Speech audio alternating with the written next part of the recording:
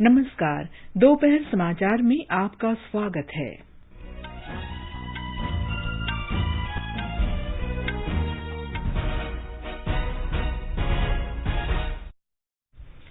नीति आयोग ने सतत विकास लक्ष्य एसडीजी इंडिया इंडेक्स और डैशबोर्ड 2020-21 जारी किया। इस अवधि में एसडीजी स्कोर में 6 अंकों का सुधार। केंद्र ने राज्यों और केंद्र शासित प्रदेशों को परामर्श जारी कर विशेष अभियान के माध्यम से वंचित और आर्थिक रूप से कमजोर वर्गों के लिए राशन कार्ड जारी करने को कहा। केंद्र ने शिक्षक पात्रता परीक्षा टीईटी क्वालिफाइंग सर्टिफिकेट की वैधता की अवधि 7 वर्ष से बढ़ाकर आजीवन करने का फैसला किया। गृहमंत्री अमित शाह ने वर्चुअल माध्यम से गुजरात के विभिन्न अस्पतालों में स्थापित ऑक्सीजन के 9 संयंत्र समर्पित किए। स्वास्थ्य मंत्रालय ने 30 करोड़ कोविड टीकों के लिए हैदराबाद की बायोलॉजिकल ई कंपनी के साथ समझौता किया। भारत में पिछले 24 घंटों में 1,34,000 से अधिक लोगों में कोरोना संक्रमण की पुष्टि हुई। कोविड से स्वस्थ होने की राष्ट्रीय दर 92.79% हुई। अब तक 22 करोड़ से अधिक कोविड टीके लगाए गए। उत्तर प्रदेश और उत्तराखंड ने कोविड महामारी के कारण 12वीं की बोर्ड परीक्षाएं रद्द की। बिहार और पश्चिम बंगाल ने वैक्सीन अभियान में तेजी लाने के लिए मोबाइल कोविड टीकाकरण केंद्र शुरू किए। और FIH वर्ल्ड रैंकिंग में भारतीय पुरुष हॉकी टीम ने चौथा स्थान बरकरार रखा। महिला टीम 9वें स्थान पर पहुंची।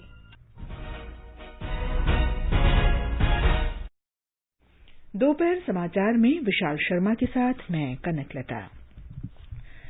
कोरोना संक्रमण को देखते हुए श्रोताओं से अपील है कि लापरवाही न बरतें और इन आसान उपायों का पालन कर सुरक्षित रहें। मास्क लगाएं, 2 गज की सुरक्षित दूरी बनाए रखें, बार-बार हाथ धोएं तथा साफ सफाई रखें और टीका लगवाएं। लोगों को कोविड से संबंधित जानकारी देने और उनके मार्गदर्शन के लिए राष्ट्रीय हेल्पलाइन कार्यरत है।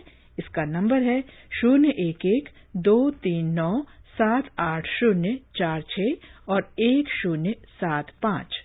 और अब समाचार विस्तार से। नीति आयोग ने आज देश का सतत विकास लक्ष्य एसडीजी इंडिया इंडेक्स जारी किया। आयोग इससे पहले 2 बार ऐसा इंडेक्स जारी कर चुका है। नीति आयोग के उपाध्यक्ष डॉक्टर राजीव कुमार ने भारत सतत विकास लक्ष्य सूचकांक और डैशबोर्ड 2020-21 कार्रवाई के दशक में भागीदारियां शीर्षक से रिपोर्ट जारी की। रिपोर्ट के अनुसार देश के समग्र सतत विकास लक्ष्यों एसडीजी स्कोर में 6 अंकों का सुधार हुआ है। यह स्कोर 2019 में 60 था और 2020-21 में 66 तक पहुंचा है। लक्ष्यों को प्राप्त करने की दिशा में यह सकारात्मक कदम बड़े पैमाने पर साफ पानी और स्वच्छता और सस्ती और स्वच्छ ऊर्जा के बारे में अनुकरणीय देशव्यापी प्रदर्शन से प्रेरित है। सूचकांक में शीर्ष राज्यों में शामिल हैं केरल, हिमाचल प्रदेश, तमिलनाडु, आंध्र प्रदेश, गोवा, कर्नाटक, उत्तराखंड, सिक्किम और महाराष्ट्र। मिजोरम, हरियाणा और उत्तराखंड तेजी से आगे बढ़ने वाले राज्य हैं।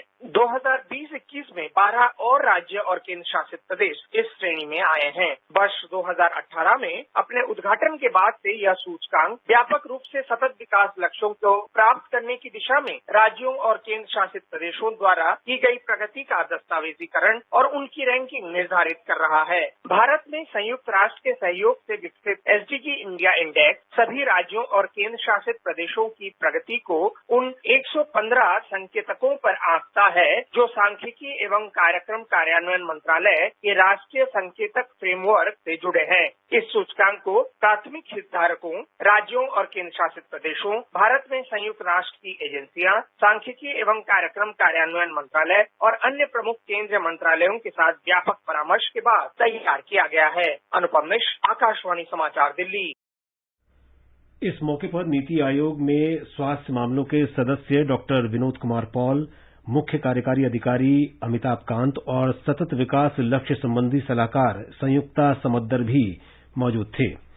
इस अवसर पर डॉक्टर राजीव कुमार ने कहा कि सतत विकास लक्ष्य सूचकांक और डैशबोर्ड के माध्यम से सूचकांक की निगरानी के हमारे प्रयास को दुनिया भर में व्यापक रूप से सराहा गया है। उन्होंने कहा कि ये समग्र सूचकांक की गणना करके राज्यों और केंद्र शासित प्रदेशों की रैंकिंग निर्धारित करने के लिए दुर्लभ डेटा संचालित पहल है। उन्होंने विश्वास व्यक्त किया कि सतत विकास लक्ष्य सूचकांक और डैशबोर्ड आकांक्षा और अनुकरण का विषय बना रहेगा और अंतर्राष्ट्रीय स्तर पर निगरानी के प्रयासों को आगे बढ़ाने में मदद करेगा। नीति आयोग के मुख्य कार्यकारी अधिकारी अमिताभ कांत ने कहा कि इंडेक्स रिपोर्ट का ये संस्करण साझेदारी के महत्व पर केंद्रित है। उन्होंने कहा कि रिपोर्ट हमारे द्वारा बनाई और मजबूत की गई साझेदारी को दर्शाती है। केंद्र सरकार ने सभी राज्यों और केंद्र शासित प्रदेशों को वंचित तथा आर्थिक रूप से कमजोर वर्ग के लोगों को राशन कार्ड देने का विशेष अभियान शुरू करने का परामर्श जारी किया है। ये पहल कोविड महामारी के कारण देश में कठिनाई का सामना कर रहे लोगों के लिए राशन उपलब्ध कराने के मद्देनजर की गई है। खाद्य और सार्वजनिक वितरण प्रणाली विभाग ने राज्यों और केंद्र शासित प्रदेशों से इस पहल को राष्ट्रीय खाद्य सुरक्षा अधिनियम के अंतर्गत शामिल करने का अनुरोध किया है। राष्ट्रीय सुरक्षा खाद्य अधिनियम के अंतर्गत लोगों और घरों की पहचान करने और उन्हें राशन कार्ड वितरित करने की जिम्मेदारी राज्यों और केंद्र शासित प्रदेशों की है। केंद्र ने शिक्षक पात्रता परीक्षा टीईटी क्वालिफाइंग सर्टिफिकेट की वैधता की अवधि 7 वर्ष से बढ़ाकर आजीवन करने का फैसला किया है। केंद्रीय शिक्षा मंत्री रमेश पोखरियाल निशंक ने कहा कि यह फैसला पिछली अवधि से यानी वर्ष 2011 से लागू होगा। श्री निशंक ने कहा कि राज्य और केंद्र शासित प्रदेश ऐसे उम्मीदवारों के लिए नए टीईटी प्रमाण पत्र जारी करने अथवा पुराने प्रमाण पत्रों को पुनः वैध करने के लिए आवश्यक कार्रवाई करेंगे जिनकी 7 वर्ष की अवधि पहले ही समाप्त हो गई है। शिक्षा मंत्री ने इसे शिक्षण के क्षेत्र में करियर बनाने के आकांक्षी उम्मीदवारों के लिए रोजगार के अवसर बढ़ाने का सकारात्मक कदम बताया। स्कूलों में शिक्षक के रूप में नियुक्त होने का पात्र होने के लिए टीईटी अनिवार्य क्वालिफाइंग परीक्षा है। ये समाचार हमारी वेबसाइट newsonair.com/hindi और हमारे mobile app news on AIR पर भी उपलब्ध हैं। चलो मिलकर एक शुरुआत करें, चलो एक फैसला आज करें, मास्क नहीं तो टोकेंगे, कोरोना को रोकेंगे, चलो एक इरादा करते हैं, चलो खुद से वादा करते हैं, मास्क नहीं तो टोकेंगे, कोरोना को रोकेंगे। दोपहर समाचार में आपका फिर स्वागत है। केंद्रीय गृह मंत्री अमित शाह ने आज गुजरात में 9 ऑक्सीजन संयंत्रों का वीडियो कॉन्फ्रेंस के माध्यम से ई लोकार्पण किया। ये ऑक्सीजन संयंत्र विभिन्न अस्पतालों में स्थापित किए गए हैं। इन्हें वैष्णोचार्य श्री बृजराज कुमार जी द्वारा संचालित वैष्णव युवा संगठन द्वारा दान किया गया है। इस अवसर पर श्री अमित शाह ने कहा कि कोविड महामारी के दौरान ऑक्सीजन संयंत्र प्रत्येक अस्पताल में बहुत ही आवश्यक है। उन्होंने कहा कि 135 करोड़ भारतवासी मोदी जी के साथ मिलकर कोविड महामारी के विरुद्ध लड़ रहे हैं। श्री शाह ने इस अवसर पर चिकित्सकों को उनके उत्कृष्ट कार्य के लिए बधाई भी दी। डॉक्टर, नर्सिस और स्वयंसेवी संस्थाओं ने स्वयं से ठीक प्रकार से अपने आप को अपना हित भूलकर समाज के लिए, गरीबों के लिए काम किया है, वो मैं सभी को साधुवाद देना चाहता हूं और उन्हीं के कारण ये लड़ाई इस मुकाम पर पहुंची है। इस मौके पर मुख्यमंत्री विजय रूपाणी और गुजरात भारतीय जनता पार्टी के अध्यक्ष CR पाटिल उपस्थित थे। स्वास्थ्य मंत्रालय ने टीका बनाने वाली हैदराबाद की मेसर्स बायोलॉजिकल ई कंपनी को 30 करोड़ कोविड टीके बनाने और रिजर्व में रखने की मंजूरी दी है। ये टीके अगस्त से दिसंबर की अवधि में बनाए जाएंगे और बायोलॉजिकल ई इनका स्टॉक करेगी। इसके लिए केंद्रीय स्वास्थ्य मंत्रालय बायोलॉजिकल ई कंपनी को 1,500 करोड़ रुपए देगा। ये कंपनी टीकों के पहले और दूसरे नैदानिक परीक्षण के सकारात्मक परिणामों के बाद तीसरे चरण का परीक्षण कर रही है। टीकाकरण पर राष्ट्रीय विशेषज्ञ समूह ने कंपनी के दावों पर गौर करने के बाद टीकों के निर्माण की सिफारिश की थी। केंद्रीय स्वास्थ्य और परिवार कल्याण मंत्रालय ने कहा है कि राज्यों और केंद्र शासित प्रदेशों के पास अब भी 2 करोड़ 20 लाख से अधिक कोविड टीके उपलब्ध हैं। मंत्रालय ने कहा है कि केंद्र सरकार ने अब तक राज्यों और केंद्र शासित प्रदेशों को 24 करोड़ 17 लाख से अधिक कोविड टीके उपलब्ध कराए हैं। इनमें से 21 करोड़ 96 लाख से अधिक टीकों का इस्तेमाल हुआ है। इनमें बर्बाद हुए टीके भी शामिल हैं। मंत्रालय ने कहा है कि जांच, निगरानी, उपचार और कोविड उपयुक्त व्यवहार के साथ-साथ कोविड-19 महामारी की रोकथाम और प्रबंधन के लिए टीकाकरण महत्वपूर्ण है। केंद्र सरकार राज्यों और केंद्र शासित प्रदेशों को टीकों की सीधी खरीद की सुविधा भी प्रदान कर रही है। उच्चतम न्यायालय ने केंद्र से कोवैक्सीन, कोविशील्ड और स्पुतनिक वी सहित सभी कोविड टीकों की खरीद संबंधी विस्तृत आंकड़े प्रस्तुत करने को कहा है। न्यायालय ने केंद्र से टीकाकरण नीति से जुड़े सभी प्रासंगिक दस्तावेज और फाइल नोटिंग को भी न्यायालय के समक्ष रखने को कहा। न्यायमूर्ति डीवाई चंद्रचूड़, एलएन राव और न्यायमूर्ति एस रविंद्र भट्ट की एक विशेष पीठ ने कहा कि हलफनामा दाखिल करते समय केंद्र सरकार ये भी सुनिश्चित करेगी कि सभी प्रासंगिक दस्तावेजों की प्रतियां और फाइल नोटिंग टीकाकरण नीति के बारे में उसकी सोच को दर्शाती हों। पीठ ने टीकाकरण नीति पर केंद्र सरकार को 2 सप्ताह के भीतर हलफनामा दाखिल करने का निर्देश दिया है। न्यायालय ने केंद्र सरकार से यह भी बताने को कहा कि बाकी आबादी का टीकाकरण कब और कैसे करना है। शीर्ष न्यायालय ने म्यूकोरमाइकोसिस के लिए दवा की उपलब्धता सुनिश्चित करने के संबंध में केंद्र सरकार द्वारा उठाए जा रहे कदमों की जानकारी भी मांगी। केंद्र ने अपने जवाब में कहा कि सरकार जमीनी हकीकत से बेखबर नहीं है और इस वर्ष के अंत तक सभी पात्र व्यक्तियों का टीकाकरण होने की उम्मीद है। देशव्यापी टीकाकरण अभियान के अंतर्गत अब तक 22 करोड़ 10 लाख से अधिक कोविड टीके लगाए जा चुके हैं। पिछले 24 घंटों के दौरान 22 लाख से अधिक टीके लगाए गए। स्वास्थ्य मंत्रालय ने कहा है कि भारत में रोगियों की संख्या निरंतर घट रही है। अब 17,13,413 कोविड मरीजों का उपचार किया जा रहा है। पिछले 24 घंटों के दौरान 80,232 रोगी स्वस्थ हुए। कल 1,34,000 लोगों में कोरोना संक्रमण की पुष्टि हुई है। दैनिक संक्रमित लोगों की संख्या निरंतर कम हो रही है। अब तक 2 करोड़ 64 लाख से अधिक मरीज स्वस्थ हो चुके हैं। पिछले 24 घंटों के दौरान 2,11,000 से अधिक रोगी स्वस्थ हुए। मंत्रालय ने कहा है कि लगातार 21 दिन से रोजाना स्वस्थ हो रहे लोगों की संख्या प्रतिदिन संक्रमित मरीजों से अधिक बनी हुई है। स्वस्थ होने की दर बढ़कर 92.79% तक पहुंच गई है। साप्ताहिक संक्रमण दर इस समय 7.66% है। पिछले 10 दिन से दैनिक संक्रमण दर 10% से घटकर 6.21% रह गई है। पिछले 24 घंटों के दौरान 2,887 लोगों की मौत हो गई।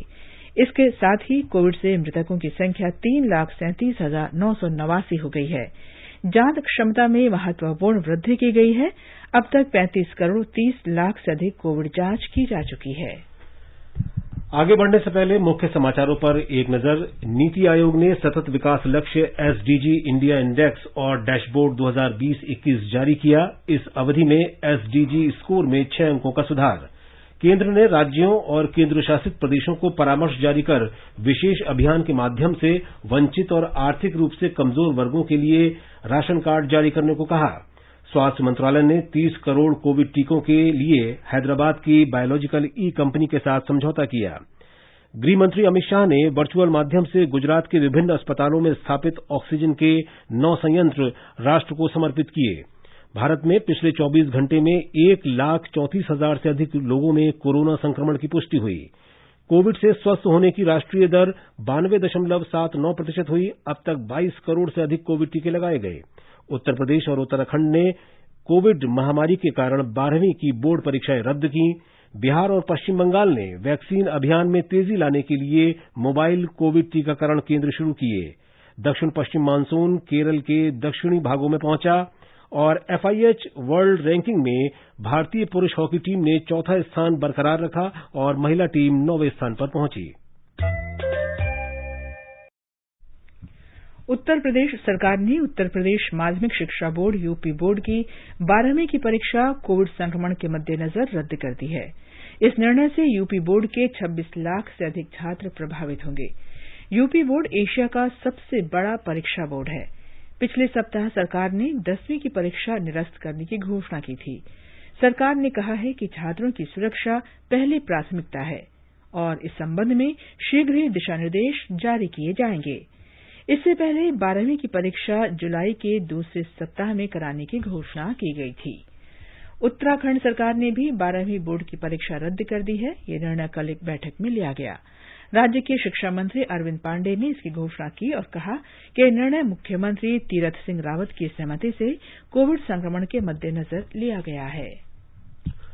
बिहार में मुख्यमंत्री नीतीश कुमार ने प्रदेश के हर मोहल्ले में टीका लगवाने की सुविधा देने के लिए आज टीका एक्सप्रेस वाहन यानी वैक्सीनेशन ऑन व्हील को रवाना किया। उन्होंने कहा कि 121 टीका एक्सप्रेस राज्य के शहरी इलाकों में जाएंगी। ये अभियान स्थानीय शहरी निकायों में 44 वर्ष से अधिक आयु वर्ग के लोगों को टीका लगाने के लिए शुरू किया गया है। इस अभियान के अंतर्गत लोग अपना आधार कार्ड दिखाकर टीका केंद्र पर ही पंजीकरण करा सकेंगे। इस बीच भारत बायोटेक ने अखिल भारतीय आयुर्विज्ञान संस्थान पटना में बच्चों के लिए कोवैक्सीन टीके का नैदानिक परीक्षण शुरू कर दिया है। पटना एम्स में कोविड के प्रभारी डॉक्टर संजीव कुमार ने कहा है कि 12 से 18 आयु वर्ग के बच्चों को पहला टीका लगाने के बाद उन्हें 2 घंटे तक निगरानी में रखा जाएगा। दूसरा टीका 4 सप्ताह बाद लगाया जाएगा और इस अवधि में उनकी निगरानी रखी जाएगी। पश्चिम बंगाल में नागरिक प्रशासन ने आज कोलकाता में वैक्सीनेशन ऑन व्हील अभियान के अंतर्गत मोबाइल टीकाकरण केंद्र की शुरूआत की। लगभग 300 लोगों ने मोबाइल कोविड वैक्सीनेशन सेंटर में नौकरी के लिए पंजीकरण कराया। हमारे संवाददाता ने बताया कि कोलकाता नगर निगम ने यातायात विभाग के सहयोग से पोस्ता बाजार से ये सेवा शुरू की। इसका उद्देश्य छोटे दुकानदारों, मजदूरों, दिहाड़ी पर काम करने वाले लोगों को टीका लगाया जाना है। भारतीय आयुर्विज्ञान अनुसंधान परिषद आईसीएमआर ने घर में इस्तेमाल के लिए तैयार दूसरी रैपिड एंटीजन टेस्ट किट को मंजूरी दे दी है। इस किट को शिकागो की एबॉट रैपिड डायग्नोस्टिक्स डिवीजन ने विकसित किया है। पैन बायो नामक कोविड-19 एंटीजन टेस्ट उपकरण के इस्तेमाल की 5 जुलाई तक अस्थायी तौर पर मंजूरी दी गई है। कंपनी इस उपकरण की कीमत बाद में घोषित करेगी। आईसीएमआर ने इससे पहले पुणे की माईलैब डिस्कवरी सॉल्यूशंस कंपनी के कोविसेल्फ टेस्ट किट को मंजूरी दी थी। मध्य प्रदेश में कल कोरोना के 991 नए रोगियों की पुष्टि हुई, जबकि 4113 मरीज संक्रमण से ठीक हुए। 45 की मृत्यु हो गई। संक्रमण दर घटकर 1.2% हो गई है। एक रिपोर्ट। राज्य में सक्रिय मामलों की संख्या घटकर 17,137 हो गई है। राज्य के 4 जिलों में 20 से अधिक नए मामले सामने आए हैं। इंदौर में 338, भोपाल में 191, जबकि जबलपुर में 83 और ग्वालियर में 29 नए मामले सामने आए हैं। अलीराजपुर में कोई भी ताजा मामला दर्ज नहीं किया गया है, जबकि भिंड, हरदा और मंडला में एक नया मामला सामने आया है। इस बीच मुख्यमंत्री शिवराज सिंह चौहान ने आयुष्मान भारत योजना के तहत संबद्ध राज्य के निजी अस्पतालों को कोविड रोगियों का मुफ्त इलाज सुनिश्चित करने के निर्देश दिए हैं। पूजा पीवर्धन, आकाशवाणी समाचार, भोपाल। महाराष्ट्र सरकार ने ग्रामीण इलाकों में कोरोना संक्रमण को फैलने से रोकने और अपने गांव को कोरोना मुक्त कराने के लिए प्रतियोगिता का आयोजन करने की घोषणा की है। हमारे संवाददाता ने बताया है कि इसके विजेताओं को पुरस्कृत भी किया जाएगा। महाराष्ट्र के ग्राम्य विकास मंत्री हसन मुश्रीफ ने कहा है कि इस प्रतियोगिता के तहत राज्य में अपने अनोखे तथा नवोन्मेषी तरीकों से कोरोना मुक्त होने वाले सबसे बेहतर 3 गांवों को 50 लाख, 25 लाख तथा 15 लाख रुपयों के पुरस्कारों से सम्मानित किया जाएगा। इस प्रतियोगिता में कुल 18 पुरस्कारों के लिए राज्य के 6 राजस्व विभागों में हर विभाग से 3 सर्वश्रेष्ठ गाँव चुने जाएंगे। इसके अलावा इन गाँवों के लिए 50 लाख, 25 लाख तथा 15 लाख रुपयों की विकास परियोजनाएं भी मंजूर की जाएगी। कोरोना मुक्त होने के लिए गाँवों द्वारा किए जाने वाले कामों का मूल्यांकन, गांवों में कोरोना मुक्ति के लिए समिति का गठन, सर्वेलेंस टीमें, कॉन्टैक्ट ट्रेसिंग और गांवों का सर्वेक्षण जैसे 22 मानकों के आधार पर किया जाएगा। इन मानकों के आधार पर 50 अंक दिए जाएंगे और सबसे ज्यादा अंक प्राप्त करने वाले राज्य के 6 राजस्व विभाग में हर विभाग से पहले 3 गाँव चुने जाएंगे। शैलेश पाटिल, आकाशवाणी समाचार, मुंबई। राजस्थान सरकार ने कोविड महामारी के कारण अनाथ हुए बच्चों के लिए सहायता पैकेज तैयार करने का निर्णय लिया है। हमारे संवाददाता ने बताया है कि राज्य मंत्रिमंडल की बैठक में कोविड की तीसरी लहर के मद्देनजर सामुदायिक स्वास्थ्य केंद्रों को और मजबूत बनाने का भी निर्णय लिया गया। कोविड के कारण प्रदेश में 1 अप्रैल से अब तक लगभग 560 बच्चे अपने माता पिता को खो चुके हैं। ऐसे बच्चों के पुनर्वास और सहायता के लिए केंद्र सरकार की पहल पर ऐसे बच्चों की जानकारी केंद्रीय बाल संरक्षण आयोग के पोर्टल पर अपलोड की जा रही है। बाल अधिकारिता विभाग की अतिरिक्त निदेशक रीना शर्मा ने बताया कि ऐसे बच्चों को चिन्हित करने का काम जारी है। साथ ही ऐसे बच्चे भी चिन्हित किए जा रहे हैं जिनके परिवार के लिए वित्तीय संसाधन जुटाने वाले माता या पिता का निधन बंद हो गया है। ऐसे बच्चों के बारे में सूचना निकटवर्ती थाने, प्रशासन अथवा चाइल्ड हेल्पलाइन 1098 पर दी जा सकती है। इस बीच राज्य में कोविड से उबरने की दर 95% से ज्यादा हो गई है तथा अब तक 9 लाख से ज्यादा लोग संक्रमण से मुक्त हो चुके हैं। जितेंद्र द्विवेदी, आकाशवाणी समाचार, जयपुर। केंद्र कोविड महामारी के दौरान लोगों की सुविधा के लिए बनाई गई राष्ट्रीय स्तर की 4 हेल्पलाइन नंबर के बारे में जागरूकता पैदा कर रहा है। सूचना और प्रसारण मंत्रालय अपने विभिन्न विभागों के जरिए इन हेल्पलाइन के बारे में जागरूकता को बढ़ा रहा है। विभिन्न हेल्पलाइन नंबर इस प्रकार हैं। कोविड संबंधी सवालों के जवाब देने के लिए स्वास्थ्य और परिवार कल्याण मंत्रालय की हेल्पलाइन 1075, महिला और बाल विकास मंत्रालय की चाइल्ड हेल्पलाइन 1098, वरिष्ठ नागरिकों के लिए सामाजिक न्याय और आधिकारिता मंत्रालय की हेल्पलाइन 14567। ये सेवा दिल्ली, कर्नाटक, मध्य प्रदेश, राजस्थान, तमिलनाडु, तेलंगाना, उत्तर प्रदेश और उत्तराखंड के लिए काम कर रही है।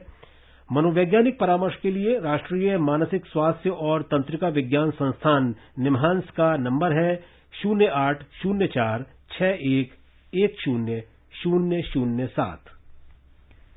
भारतीय जनता पार्टी ने उन मरीजों को ऑक्सीजन सिलेंडर देने का वायदा पूरा न करने पर दिल्ली सरकार की आलोचना की, जिन्हें घर पर इसकी जरूरत थी। भाजपा प्रवक्ता संबित पात्रा ने आज संवाददाताओं से बातचीत में कहा कि अरविंद केजरीवाल सरकार अब घर घर जाकर शराब पहुंचा रही है। उन्होंने कहा कि अप्रैल और मई के 2 महीने कोरोना की दूसरी लहर के लिहाज से बेहद अहम थे। श्री पात्रा ने कहा कि दिल्ली के 3 नगर निगमों ने 34,750 मृत्यु प्रमाण पत्र जारी किए हैं, लेकिन दिल्ली सरकार के आंकड़ों के अनुसार ये संख्या मात्र 9,916 है। भारतीय रेल की ऑक्सीजन एक्सप्रेस रेलगाड़ियां कर्नाटक में कोरोना से पीड़ित गंभीर मरीजों के जीवन को बचाने के लिए देश के हर कोने से चिकित्सा ऑक्सीजन की आपूर्ति लगातार कर रही हैं। 24वीं ऑक्सीजन एक्सप्रेस रेलगाड़ी बेंगलुरु के व्हाइटफील्ड स्थित अंतर्देशीय कंटेनर डिपो में आज पहुंची। ये ट्रेन गुजरात में जामनगर के कनालस से 1 जून को रवाना हुई थी। ये गाड़ी 6 क्रायोजेनिक कंटेनर में 110.84 मीट्रिक टन तरल ऑक्सीजन लेकर आई है। ऑक्सीजन एक्सप्रेस रेलगाड़ियों के माध्यम से कर्नाटक में 2,784 मीट्रिक टन से अधिक तरल ऑक्सीजन भेजी गई है। कर्नाटक के स्वास्थ्य और चिकित्सा शिक्षा मंत्री डॉक्टर के सुधाकर ने बड़ी संख्या में कोविड संक्रमित लोगों की आरटी-पीसीआर जांच कराने के लिए जांच केंद्र के कर्मचारियों को बधाई दी है। कर्नाटक में आज 3 करोड़ से अधिक कोविड जांच होगी। भारतीय आयुर्विज्ञान अनुसंधान परिषद से मान्यता प्राप्त 196 जांच केंद्र राज्य में हैं, जहां 82% से अधिक आरटी-पीसीआर जांच की गई। एक दूसरे ट्वीट में उन्होंने बताया कि राज्य में 58,71,000 कोविड टीके इस महीने में पहुंच जाएंगे। कर्नाटक की महिला और बाल कल्याण मंत्री शशिकला जोले ने कोविड महामारी से माता पिता की मौत के कारण अनाथ हुए बच्चों के लिए राज्य की ओर से मदद का आश्वासन दिया है। मंत्री ने आज बेंगलुरु में 19 अनाथ बच्चों के साथ वीडियो कॉन्फ्रेंसिंग के जरिए बातचीत में कहा कि ऐसे बच्चों को सांत्वना देना राज्य की जिम्मेदारी है। उन्होंने बताया कि राज्य ने कोविड महामारी के कारण अनाथ बच्चों के लिए बाल सेवा कार्यक्रम शुरू किया है। इसके तहत ऐसे अनाथ बच्चों को 3,500 रुपये मासिक भत्ता दिया जाएगा। 10 साल से कम उम्र के बच्चों को आवासीय स्कूल में मुफ्त शिक्षा मिलेगी और बालिकाओं को 1 लाख रुपए की आर्थिक सहायता दी जाएगी। नकद लाभ लाभार्थियों के बैंक खातों में सीधे जमा किया जाएगा। महाराष्ट्र के सांगली जिले में मिराज के सरकारी कोविड अस्पताल में कर्मियों की सतर्कता से बड़ी दुर्घटना टल गई। अस्पताल में तरल ऑक्सीजन के 3 टैंकों में से एक में कल रात रिसाव का पता चला। सूचना मिलने पर तकनीकी कर्मचारियों ने रिसाव की समस्या को दूर कर दिया। इस दौरान मरीजों को ऑक्सीजन की आपूर्ति पर कोई असर नहीं पड़ा। अस्पताल में 350 मरीज भर्ती हैं। जाने-माने टेनिस खिलाड़ी विशाल उप्पल ने लोगों से कोविड से बचाव का टीका लगवाने की अपील की है। आकाशवाणी से बातचीत में विशाल उप्पल ने कहा कि वैक्सीन न सिर्फ अपनी सुरक्षा बल्कि परिवार और राष्ट्र की सुरक्षा के लिए भी आवश्यक है। मैं तहे दिल से सबसे गुजारिश करना चाहता हूं कि प्लीज वैक्सीन लगाएं। ये आपके और आपके परिवार की सुरक्षा के लिए बहुत जरूरी है और हमारे देश को अगर इस महामारी से उभर के निकलना है और फिर अपनी जिंदगी को वापस पटरी पे लाना है तो हमें ये वैक्सीन करवाना बहुत जरूरी है। आप प्लीज जाकर ये वैक्सीन लगाएं, अपने आप को बचाएं और अपने परिवार वालों को भी बचाएं। जय हिंद। ये समाचार आकाशवाणी से प्रसारित किए जा रहे हैं। ताजा समाचार जानने के लिए आप हमारे Twitter handle @AIR News Hindi को फॉलो कर सकते हैं। ये आकाशवाणी है। दक्षिण पश्चिम मानसून ने केरल के दक्षिणी इलाकों में दस्तक दे दी है। भारतीय मौसम विभाग के महानिदेशक मृत्युंजय महापात्रा ने कहा है कि दक्षिण पश्चिम मानसून 2 दिन की देरी से केरल पहुंचा है। इस वर्ष राज्य में करीब 96 से 104% वर्षा का अनुमान है। राज्य में जून और सितंबर की अवधि में औसत से कम वर्षा हो सकती है। तेज हवाओं के चलने के कारण मछुआरों को अरब सागर में न जाने की सलाह दी गई है। अंतर्राष्ट्रीय हॉकी संघ FIH की विश्व रैंकिंग में भारतीय टीम ने 4था स्थान बरकरार रखा है, जबकि महिला टीम 9वें स्थान पर है। ब्रिटेन, स्पेन और जर्मनी में अप्रैल और मई में FIH की प्रो लीग सीरीज में शामिल न होने के बावजूद भारतीय पुरुष हॉकी टीम ने 4था स्थान बनाए रखा है। मौजूदा विश्व और यूरोपीय चैंपियन बेल्जियम पहले, ऑस्ट्रेलिया दूसरे और नीदरलैंड्स तीसरे स्थान पर है। महिला वर्ग में नीदरलैंड्स सबसे ऊपर है, जबकि अर्जेंटीना दूसरे स्थान पर है, ऑस्ट्रेलिया तीसरे, जर्मनी चौथे और ब्रिटेन 5वें स्थान पर है। आज विश्व साइकिल दिवस है। संयुक्त राष्ट्र ने साइकिल की विशिष्टता, टिकाऊपन और फायदों को स्वीकार करते हुए 3 जून को विश्व साइकिल दिवस के रूप में घोषित किया था। यह परिवहन का एक किफायती, विश्वसनीय, स्वच्छ और पर्यावरण के अनुकूल टिकाऊ साधन है। उपराष्ट्रपति एम वेंकैया नायडू ने लोगों से स्वास्थ्य और पर्यावरण लाभ पाने के लिए साइकिल को बढ़ावा देने का आह्वान किया है। पर्यावरण मंत्री प्रकाश जावड़ेकर ने लोगों से जब भी संभव हो साइकिल का उपयोग करने का आग्रह किया है। विश्व साइकिल दिवस पर आज उन्होंने कहा कि आसपास के क्षेत्रों में काम के लिए दैनिक परिवहन के साधन के रूप में साइकिल को अपनाने से शारीरिक स्वास्थ्य में सुधार होगा और प्रदूषण में भी कमी आएगी। तमिलनाडु के मुख्यमंत्री M.K. स्टालिन ने स्वर्गीय M. करुणानिधि के 97वें जन्मदिन के उपलक्ष्य में आज कई कल्याणकारी योजनाओं की शुरुआत की। और अब प्रस्तुत है संस्कृति संदेश। किसी भी शत्रु पर विजय पाने के लिए आवश्यक है कि हम उससे अधिक शक्तिशाली हों। प्रख्यात कथक नृत्यांगना नलिनी अस्थाना मानती हैं कि कोरोना पर विजय पाने के लिए हमें बाह्य और आंतरिक रूप से सशक्त होना होगा। लगभग 1 वर्ष से हम देखते आ रहे हैं हमारा देश ही नहीं अपितु पूरा विश्व कोविड-19 की महामारी से किस बुरी तरीके से पीड़ित है। कहते हैं समय सदैव एक सा नहीं रहता और हमें समय के साथ बदलना पड़ता है। आजकल कोविड-19 की इस वायरस से बचने के लिए हमें मास्क पहनना अति आवश्यक है, जिससे हम इसके संक्रमण से बच सकें और 2 गज की दूरी बना के रखें। इससे हम कुछ हद तक अपने आप को बचा सकेंगे। कहते हैं prevention is the best cure.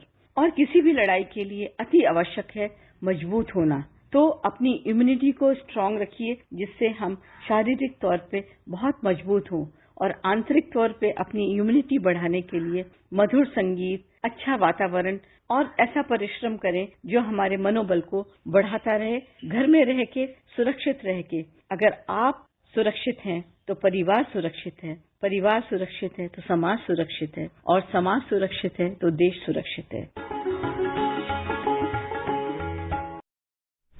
अंत में मुख्य समाचार एक बार फिर। नीति आयोग ने सतत विकास लक्ष्य SDG इंडिया इंडेक्स और डैशबोर्ड 2020-21 जारी किया। इस अवधि में SDG स्कोर में 6 अंक का सुधार। केंद्र ने राज्यों और केंद्र शासित प्रदेशों को परामर्श जारी कर विशेष अभियान के माध्यम से वंचित और आर्थिक रूप से कमजोर वर्गों के लिए राशन कार्ड जारी करने को कहा।